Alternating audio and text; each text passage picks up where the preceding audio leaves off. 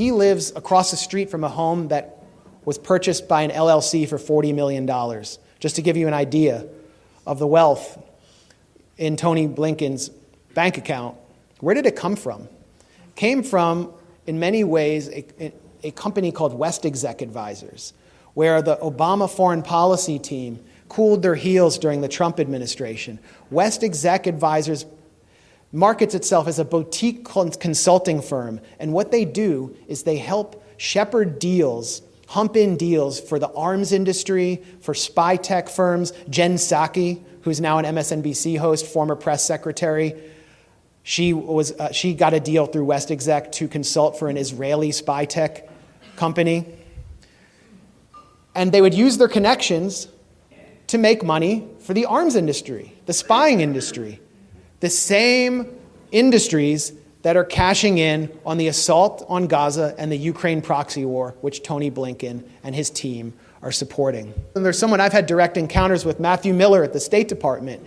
He's the guy who's basically up there defending the Gaza policy of the Biden administration, which is to drop a few packages of aid in with one hand and drop thousands of bombs with the other, to put it crudely. Matthew Miller's the former spokesman for Robert Menendez, who is right behind Joe Biden as a historically top recipient of AIPAC money because he was the chair, ranking chair on the Senate Foreign Relations Committee. In fact, Bob Menendez's legal defense during his first corruption trial when he got off was funded by pro-Israel donors.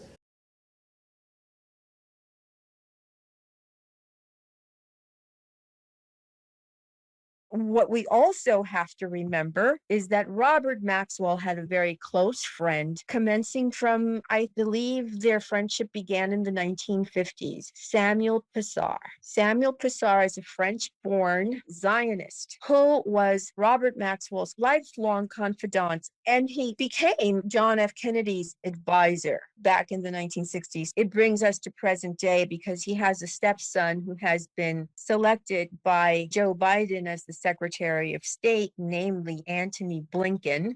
And Leah Pissar worked for Bill Clinton as well as Antony Blinken. Samuel Pissar was so lifelong Maxwell's confidant that he was the very last person Maxwell had a phone conversation with on November 5th, 1991, before he fell or was pushed off the Lady Glenn yacht.